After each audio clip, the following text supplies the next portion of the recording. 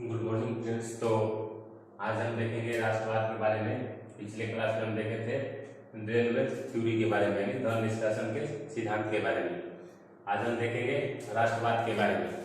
तो सबसे पहले कि राष्ट्रवाद क्या होता है, सबसे पहले राष्ट्रवाद क्या होता है, इसके बाद हम देखेंगे भारत में राष्ट्रवाद का उदय कैसे हुआ।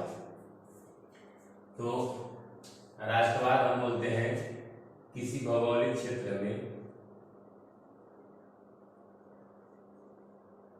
किसी भौगोलिक क्षेत्र में, क्षेत्र कैसा होना चाहिए, मान लीजिए कोई भी भौगोलिक क्षेत्र हो, एक छोटा सा एरिया हो या फिर एक बड़ा सा एरिया हो, तो उस भौगोलिक क्षेत्र में वैसे लोग जो समान सोच, यानी जिसकी सोच कैसी हो, समान हो यानी बराबर हो, या समान विचार, समान सोच बोलिए या समान विचार बोलिए या साझा इतिहास बोलिए, मतलब इतिहास भी कैसा हो, एक जैसा हो, साझा इतिहास, समान सोच, समान विचार, साझा इतिहास या फिर साझा विश्वास। विश्वास भी कैसा होना चाहिए, सेमी होनी चाहिए। तो किसी भौगोलिक क्षेत्र में वैसे लोग जो समान सोच, समान विचारधारा, यहाँ लिख लीजिए विचारधारा, समान सोच, समान विचारधारा, साझा इतिहास, साझा विश्वास रखते हो, वैसे लोगों को हम, वैसे क्षेत्र को हम क्या बोलेंगे, राष्ट्रवाद बोलेंगे। यानी वैसे जो विचार है उसको क्या बोलेंगे, राष्ट्रवाद बोलेंगे।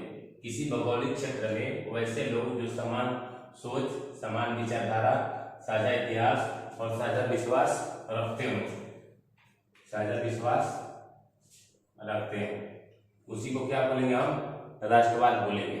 तो इसके कारक कौन कौन से हो गए, राष्ट्रवाद के कारक।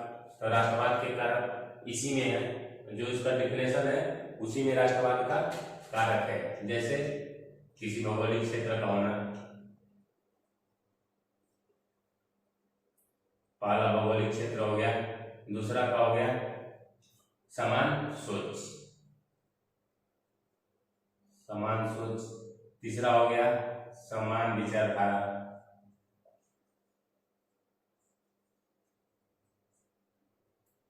फिर क्या हो गया साझा इतिहास,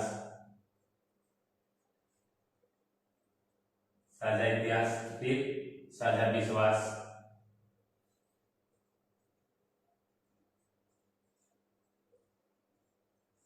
उसी को हम क्या बोलेंगे, राष्ट्रवाद बोलेंगे। इतना क्या होना चाहिए, लगभग इतने कारक होने चाहिए, इसके लिए, राष्ट्रवाद के लिए। तो जैसे इसमें भी देखिएगा, जो समान विचारधारा, मतलब इस विचारधारा में क्या आ जाएगा, स्वतंत्रता, यानी स्वतंत्रता, बंधुत्व, जो फ्रांस की क्रांति का नारा था, स्वतंत्रता, बंधुत्व और संप्रभु। यानी हम संप्रभु, मतलब हम वैसे राष्ट्र हैं जो खुद में ही निर्णय ले सकते हैं, हम किसी के अधीन रहकर हम निर्णय नहीं लेंगे, उसी को बोलते हैं संप्रभु राष्ट्र। तो जिन लोगों में ये विकसित होने लगी ये विचारधारा, इसी को क्या बोलते हैं, हम राष्ट्रवाद बोलते हैं। तो ये राष्ट्रवाद का डेफिनेशन हुआ, ये कारक हुआ। तो राष्ट्रवाद की निर्भरता किस पे करने लगी, अब इसकी निर्भरता भी देख लीजिए। तो निर्भरता इसका, यानी जो इसका कारक है उसी पे ये निर्भर होना पड़ेगा। यानी भौगोलिक क्षेत्र में अगर मान लीजिए 10 लोग हैं, 10 लोग इस क्षेत्र में निवास करते हैं और इनका मान लीजिए इतिहास एक जैसा है, इनका इतिहास एक जैसा है, तो ये लोग क्या करेंगे, आपस में समान विचारधारा मिलकर बनाएंगे। सब इसी से क्षेत्र से जुड़ा हुआ है, एक दूसरे से देखिएगा तो ये एक दूसरे से जो कड़ी है एक दूसरे से जुड़ी हुई है। मान लीजिए किसी भौगोलिक क्षेत्र में ये 10 लोग हैं, 10 लोग यहाँ निवास किए, तो ये क्या करेंगे, 10 लोग अपने में अपना इतिहास क्या करेंगे, अपने में अपना इतिहास, जैसे ये मान लीजिए ये 10 लोग हो गए, मान लीजिए ये भारत है, हम भारत को मान रहे हैं, ये मान लीजिए ये ब्रिटेन है, क्योंकि हमारे जो अगर भारत में ही राष्ट्रवाद का उदय देखेंगे तो जैसे मान लीजिए भारत के लोग हैं, तो भारत के लोग जब ब्रिटेन इन पे आक्रमण कर रहा था, यानी जब ब्रिटेन जबरदस्ती इन पे कुछ भी मतलब टैक्स वसूलना या कुछ भी कोई भी कारक हो या जबरदस्ती जबरन किसी के क्षेत्र पर अधिकार करना, तो उसमें क्या होते थे ये लोग आपस में एक दूसरे से अपना विचार साझा करते थे। एक दूसरे से अपना विचार क्या करते थे, साझा करते थे कि देखो अंग्रेज ऐसा ऐसा कर रहे हैं, हम अंग्रेजों को एक समय एक टाइम पे क्या करेंगे, एक साथ मिलकर अंग्रेजों को यहाँ से भगाएंगे। तो इन लोगों में धीरे धीरे क्या विकसित होने लगी, अपने क्षेत्र को लेके राष्ट्रवाद विकसित होने लगा कि हम यहाँ से क्या करेंगे, यहाँ से हम अंग्रेजों को भगाएंगे और स्वतः शासन करेंगे। तो इसीलिए इसी को बोलते हैं राष्ट्रवाद। तो ये भौगोलिक क्षेत्र हो गया। इसके बाद इसी भौगोलिक क्षेत्र से देखिए विचारधारा आ गया, लोगों की विचारधारा आ गया, सोच भी आ गया दोनों का। इन जो लोग थे ये लोग पूरे भारत में, इन लोगों का साझा इतिहास भी आ गया, साझा विश्वास भी हो गया। विश्वास मतलब कि हमें एक समय ऐसा आएगा कि हम एक साथ मिलकर अंग्रेजों को क्या करेंगे, भगाएंगे। तो इसी को हम बोलते हैं राष्ट्रवाद। तो भारत में राष्ट्रवाद, ये तो राष्ट्रवाद का डिफिनेशन हुआ। अब देखेंगे भारत में राष्ट्रवाद का उदय कैसे कैसे हुआ।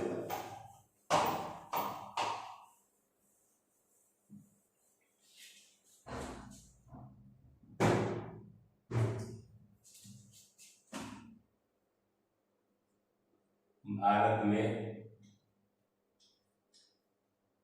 राष्ट्रवाद का उदय, भारत में राष्ट्रवाद का उदय देखेंगे कि भारत में आखिर राष्ट्रवाद कैसे बनता, पहले राष्ट्रवाद भी था या नहीं, बाद में राष्ट्रवाद कैसे बनता। पहले भी राष्ट्रवाद था, लेकिन पहले के लोग क्या करते थे, यही के लोग थे जो शासन किया करते थे। जैसे पहले मान लीजिए लोकल राजा हुआ करते थे, जैसे मान लीजिए कि ये हैदराबाद का क्षेत्र हुआ या बंगाल का क्षेत्र हुआ, तो क्या हुआ करता था कि यहीं के राजा यहाँ पे शासन किया करते थे। और जो भी धन यहाँ से मिलता था उनको टैक्स के रूप में या जो भी जैसे वसूला करते थे, वो क्या करते थे, इसी क्षेत्र में अपने क्षेत्र में निवेश करते थे, अपने क्षेत्र में विकास करते थे। तो उस टाइम पे भी राष्ट्रवाद था। लेकिन जब अंग्रेज आए तो वो क्या किए कि धन निष्कासन का जब सिद्धांत हम आप लोग को पिछले क्लास में बताए हैं कि वो लोग क्या किए कि जो यहाँ से धन मान लीजिए हैदराबाद का क्षेत्र है या बंगाल का क्षेत्र है, यहाँ से धन ले जाकर कहाँ निवेश करते थे, ब्रिटेन में निवेश करते थे। तो लोगों के मन में ये भावना आने लगी कि हमारे धन को ही ले जाकर और कहाँ खपत कर रहे हैं या कहाँ निवेश कर रहे हैं, ब्रिटेन में निवेश कर रहे हैं और हम लोग के विकास में कोई भी साझा नहीं कर रहे हैं। तो इसीलिए भारत में धीरे धीरे क्या हुआ, राष्ट्रवाद बनता है। तो इसके कारक कौन कौन से हैं, इसके बहुत सारे कारक हैं भारत में राष्ट्रवाद के उदय के कारक। तो इसका कारक देखिए, पहला तो इसका कारक है 1857 की क्रांति। यहाँ लिख लीजिए 1857 की क्रांति की भूमिका, 1857 की क्रांति की भूमिका है राष्ट्रवाद में, 1857 की क्रांति की भूमिका। इसके बाद धार्मिक सुधार आंदोलन, जो भी धार्मिक सुधार आंदोलन थे उसने भी कहीं ना कहीं, दूसरा था धार्मिक तथा सामाजिक सुधार आंदोलन, इसने भी कहीं ना कहीं राष्ट्रवाद को पनपने में अपना सहयोग किया। जैसे मान लीजिए आर्य समाज को मान लीजिए, ब्रह्म समाज को मान लीजिए, या फिर स्वामी विवेकानंद को मान लीजिए, उनकी विचारधारा कहीं ना कहीं भारत में राष्ट्रवाद का उदय का कारक बनी। क्यों? क्योंकि वो लोग बोलते थे कि विदेशी शासन कितना भी अच्छा हो, स्वदेशी शासन कहीं उससे बेहतर है। यानी मतलब वो हमेशा बोलते थे कि आप लोग कुछ भी करिए लेकिन स्वदेशी शासन लाइए, किसी भी तरह अंग्रेजों के यहाँ से हटाइए और स्वदेशी शासन लाइए। तो कहीं ना कहीं ये भी एक कारक था, धार्मिक सुधार आंदोलन। इसके बाद अंग्रेजी शिक्षा, पहले एक एक लिख लीजिए, इसके बाद हम एक एक को बताएंगे। अंग्रेजी शिक्षा, इसके बाद पत्र पत्रिकाएं, पत्र पत्रिकाएं या पुस्तक। इसके बाद पांचवा, पहला 1857 क्रांति, फिर धार्मिक और सामाजिक सुधार आंदोलन, अंग्रेजी शिक्षा, पत्र पत्रिकाएं। इसके बाद वैश्विक क्रांति, जैसे जैसे फ्रांस की क्रांति मानिए या रूस की क्रांति मानिए, वो भी कहीं ना कहीं लोग उनसे भी जाकर कुछ सीखे कि ये धीरे धीरे फ्रांस आजाद हो रहा है, तो हम लोग को भी क्रांति करने से हो सकता है कि हम लोग को भी आजादी मिलेगी। चाहे लोग बाहर जाते थे पढ़ने के लिए, तो वो लोग भी जाकर जैसे फ्रांस में जाते थे, ब्रिटेन में जाते थे, तो वहाँ के लोग की विचारधारा को या वहाँ लोगों को जो जीने का तरीका था उसको देखकर आते थे और भारत में अपना प्रचार प्रसार करते थे। तो उनसे भी कहीं ना कहीं भारत में राष्ट्रवाद का उदय हुआ। इसके बाद लॉर्ड लिटन का कार्यकाल, लॉर्ड लिटन का कार्यकाल और एक लॉर्ड रिपन का कार्यकाल।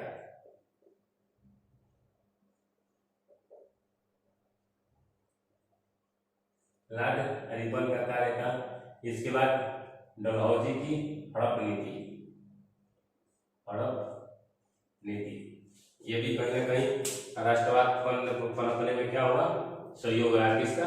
हड़प नीति का, डॉक्ट्रिन ऑफ लैब्स का। ये किसका नीति था? लॉर्ड डलहौजी का नीति था। तो हम एक एक करके देखते हैं। ऐसे तो एक क्लास में करेंगे तो ये बहुत ही लंबा हो जाएगा, हम इसको देखते हैं 2 क्लास में। तो पहले हम देखते हैं एक एक करके। पहले देखते हैं 1857 की क्रांति की भूमिका।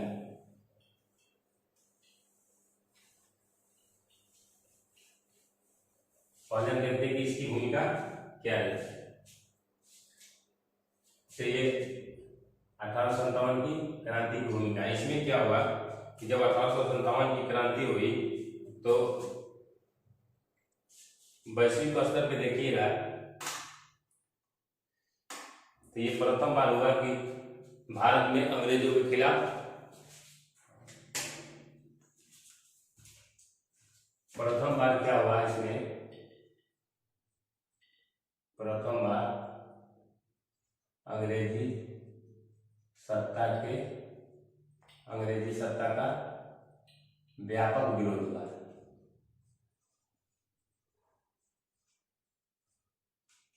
अंग्रेजी सत्ता का व्यापक विरोध हुआ प्रथम बार। और इसमें क्या किया गया कि इसको यहाँ लिख लीजिए, दूसरा प्रथम बार अंग्रेजी सत्ता का व्यापक विरोध हुआ। इसके बाद इसमें क्या हुआ कि जब ये लोग विरोध कर रहे थे 1857 की क्रांति में, तो अंग्रेजों ने क्या किया कि बहुत ही दमनात्मक रूप से इन लोगों पे कार्रवाई किया और लोगों की हत्याएं की। तो एक हो गया दमनात्मक कार्रवाई, दमनात्मक कार्रवाई, यानी बहुत ही क्रूर तरीके से क्या किया गया, इनकी हत्या की गई। जो लोग विरोध कर रहे थे उनकी बहुत ही क्रूर तरीके से हत्या की गई, जिसके कारण लोगों में क्या हुआ कि लोगों में ये विश्वास पैदा हुआ कि हम क्या करें, हम इन लोगों का साथ दें, जो लोग विरोध कर रहे हैं उन लोगों का साथ दें और अंग्रेजों को यहाँ से हटाएं। क्योंकि अंग्रेज क्या कर रहे हैं, जबरदस्ती या मनमानी कर रहे हैं, अपने मन से जो आ रहा है वो कर रहे हैं। तो ये एक तरह से दमनात्मक कार्रवाई की। जब ये दमनात्मक कार्रवाई किए तो लोगों में क्या हुआ कि लोगों में आक्रोश पैदा हुआ कि भारत के लोगों को ही बहुत ही क्रूर तरीके से वो लोग मार रहे हैं और भारत से ही धन कमा रहे हैं। तो लोगों के मन में ये विश्वास होने लगा। तो जब लोगों के मन में ये विश्वास हुआ तो उनके मन में धीरे धीरे क्या हुआ, राष्ट्रवाद का उदय हुआ।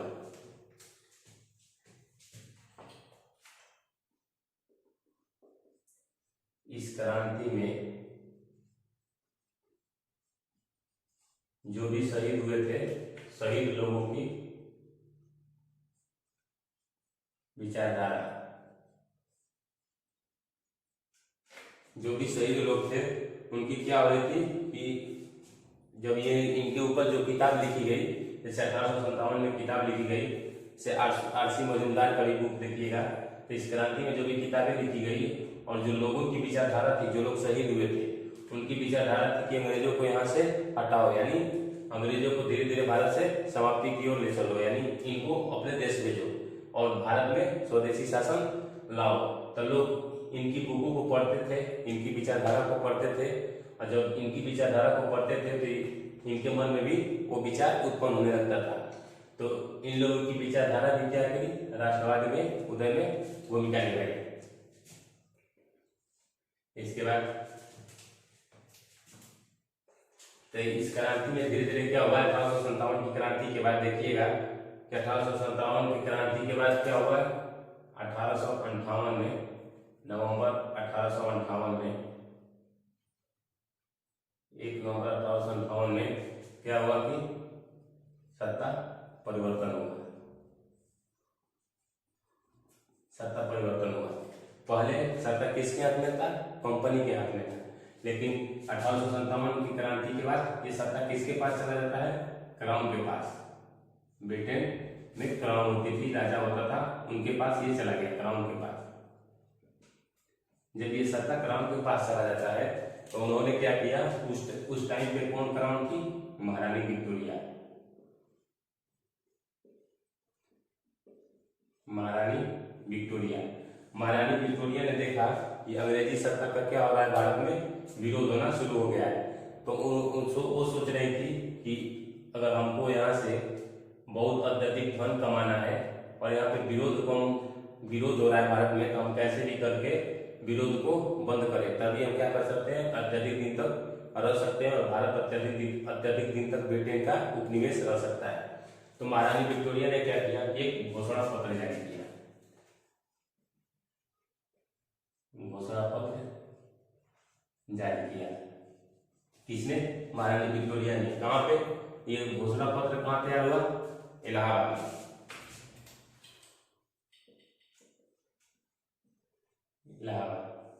इलाहाबाद में इसको पढ़ा कौन, तो उस टाइम पे कौन था viceroy, Lord Canning. Lord Canning ने इलाहाबाद में इस घोषणा पत्र को पढ़ा, और इस घोषणा पत्र को तैयार कौन किया था, लॉर्ड स्टैनली। लॉर्ड स्टैनली इन्होंने घोषणा पत्र तैयार किया था। पढ़ा कौन था, लॉर्ड कैनिंग। पढ़ा कहाँ गया था, इलाहाबाद में। तो इस घोषणा पत्र में क्या क्या घोषणाएं की गई थी, तो पहली घोषणा की गई थी कि अंग्रेज या ब्रिटिशर्स या ब्रिटिश लोग भारतीय समाज तथा धर्म में हस्तक्षेप नहीं करेंगे। ब्रिटिश लोग क्या करेंगे, भारतीय समाज तथा धर्म में हस्तक्षेप नहीं करेंगे। इसके बाद इसमें क्या घोषणा की गई थी, डलहौजी द्वारा जो भी जमींदार का जमीन वापस लिया गया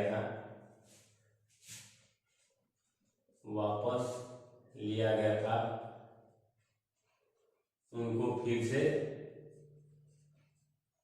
जमींदार को दे दिया जाएगा। जमींदार को दे दिया जाएगा। डलहौजी द्वारा जो भी जमीन वापस ली गई थी जमींदार से इनाम कमीशन में, आप देखेंगे कि जब भारत नीति डलहौजी लाया तो उन्होंने एक इनाम कमीशन बनाया था, और उसमें लगभग 32,000 किसानों जमींदारों की क्या की गई थी, चेकिंग की गई थी 32,000 जमींदारों की, जिसमें से 20,000 किसान क्या निकले थे, फर्जी निकले थे। यानी कि वैसे जमींदार जो टैक्स नहीं देते थे तो उनकी जमीन को क्या कर दिया गया था, डलहौजी ने छीन लिया था। और किसको दे दिया था, जो जमींदार टैक्स दे रहे थे। तो इसका भी विरोध वो लोग जमींदार करने लगे। 1857 की क्रांति में जो जमींदार की जमीन छीनी गई थी डलहौजी द्वारा, ये लोग भी विरोध कर रहे थे। इसीलिए घोषणा में महारानी विक्टोरिया ने क्या किया कि उनकी जमीन को पुनः उनको वापस कर दिया। इसके बाद क्या किया कि भारत में उद्योग की स्थापना की जाएगी। उद्योग की क्या की जाएगी, स्थापना की जाएगी। किसकी घोषणा है ये, महारानी विक्टोरिया की। ये 3 इंपॉर्टेंट घोषणा है। अब अंग्रेजों को इससे क्या लेना देना था? अंग्रेजों को बस ये लालच देना था कि हम कैसे भी करके जो विरोध हो रहा है उसको हम शांत कर दें, यानी जो विद्रोह हुआ है उसको हम शांत कर दें। और अंग्रेज चाह भी रहे थे, कहीं कहीं ब्रिटिश संसद या ये जो क्राउन थी वो चाह भी रही थी कि सत्ता पूरी तरह किसके हाथ में आए, हमारे हाथ में आए, जो कि कंपनी के हाथ में पहले से था। 1717 से देखिएगा, 1773 से धीरे धीरे ब्रिटिश संसद क्या करना चालू कर दी थी, कंपनी को रेगुलेट करना चालू कर दी थी। तो इसीलिए ब्रिटिश संसद या महारानी सोच रही थी कि ये सत्ता धीरे धीरे कहाँ है, क्राउन के हाथ में आए। तो इन्होंने क्या किया कि इस घोषणा पत्र में बस एक लालच भर दिया कि हाँ ठीक है हम आपको इतना देंगे, लेकिन इनको क्या लेना देना था भारत से? कोई लेना देना नहीं था। बस ये घोषणा पत्र कर दिए, लेकिन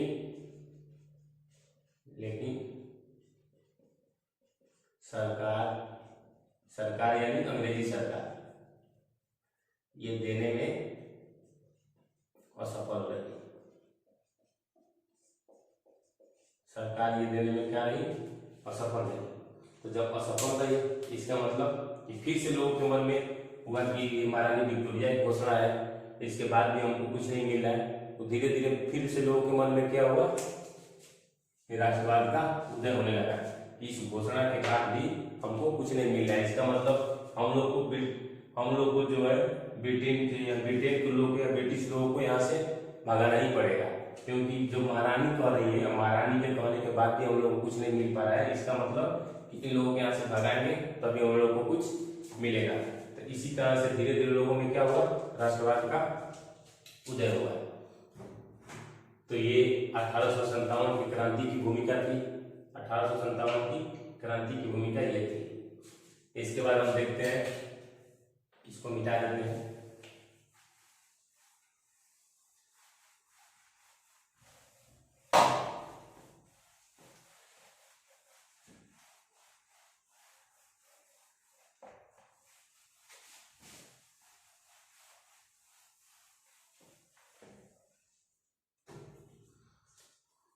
इसके बाद दूसरा कारक था सामाजिक तथा धार्मिक आंदोलन। सामाजिक तथा धार्मिक आंदोलन, इसमें पहले था पढ़ाई भी थे। सामाजिक तथा धार्मिक आंदोलन सबसे पहले कौन था? ब्रह्म समाज। तो ब्रह्म समाज ने क्या किया था, एक ब्रह्म एक्ट पास किया था, वो भी हिंदू विवाह से रिलेटेड था। तो इन्होंने पहले क्या किया कि अंग्रेजी शिक्षा का समर्थन किया था। कौन? ब्रह्म समाज। ब्रह्म समाज के बारे में इसमें इन्होंने क्या किया था, अंग्रेजी शिक्षा का समर्थन किया था। इसके बाद अंग्रेजी शिक्षा का इन्होंने समर्थन किया। इसके बाद हिंदू कॉलेज की स्थापना किया।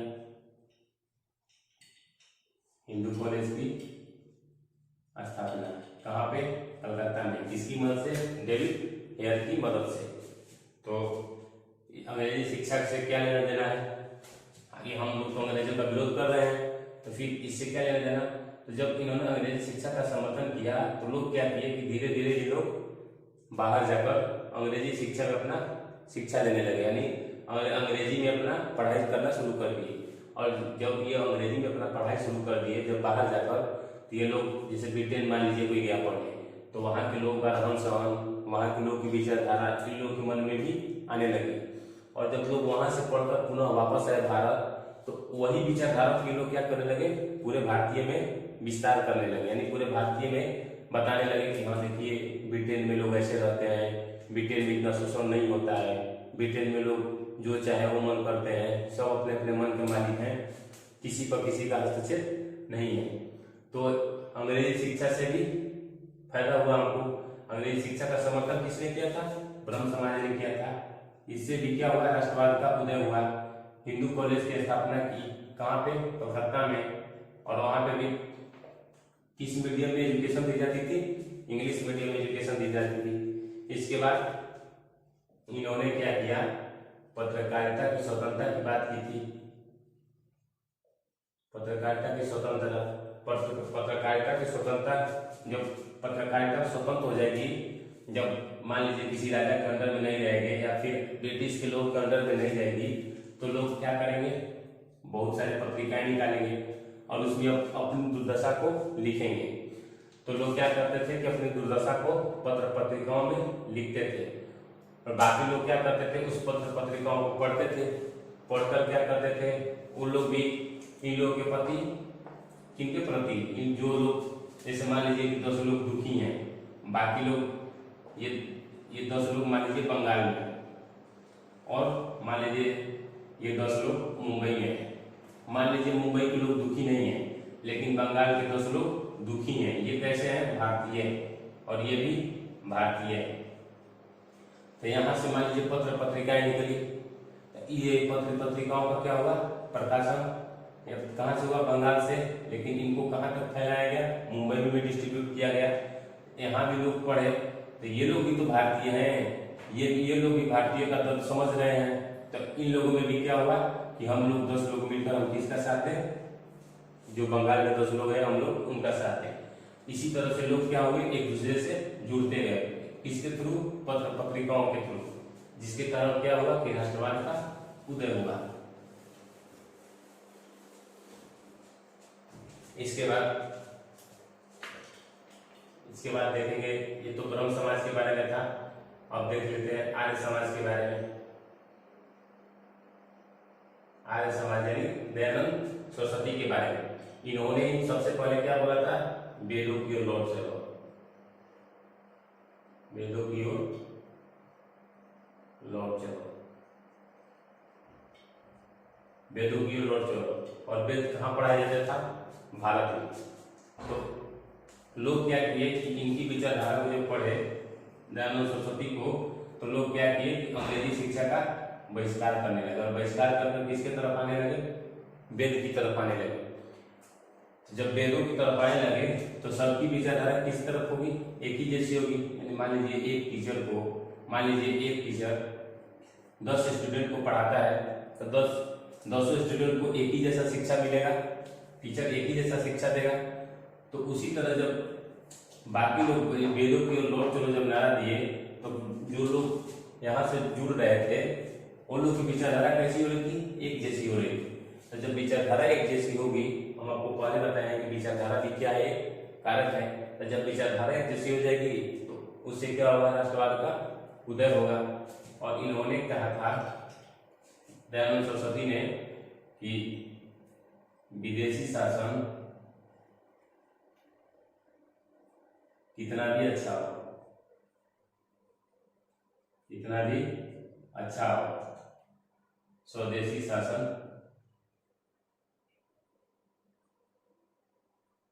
उससे बेहतर है।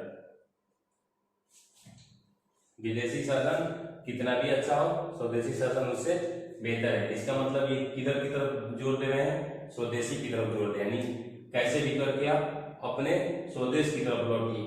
विदेशी कपड़ों का बहिष्कार कीजिए, विदेशी चीज का बहिष्कार कीजिए, विदेशी सत्ता का बहिष्कार कीजिए और किस तरफ आइए, स्वदेशी को अपनाइए। तो ये आर्य समाज की भूमिका थी। अब देख लेते हैं स्वामी विवेकानंद के बारे में।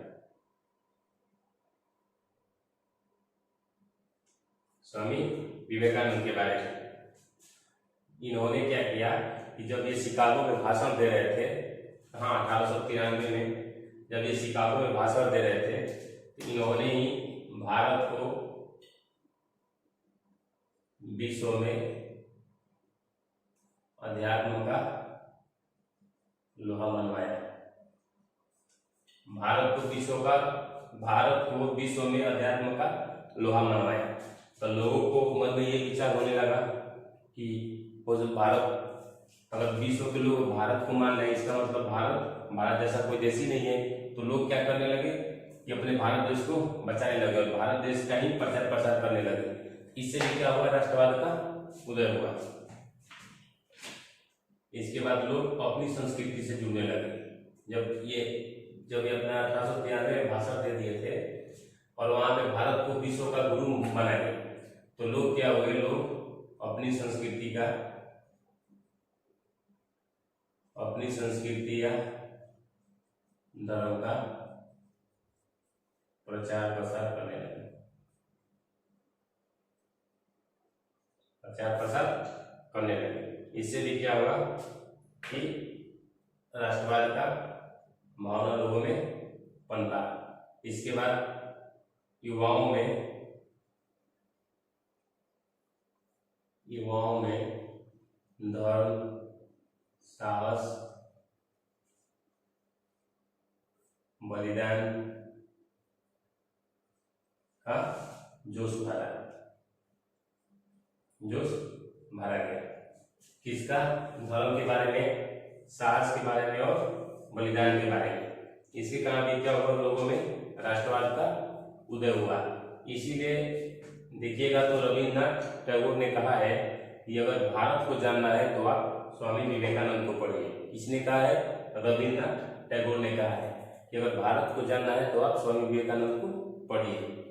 तो ये सामाजिक तथा धार्मिक आंदोलन था। इसमें भारत में राष्ट्रवाद की भूमिका में सामाजिक तथा धार्मिक आंदोलन की भूमिका देखी हम। अभी क्लास लंबा हो जाएगा, हम नेक्स्ट क्लास में और भी जितने भी कारक हैं हम उसके बारे में देखेंगे और नेक्स्ट क्लास में। आज के लिए इतना ही।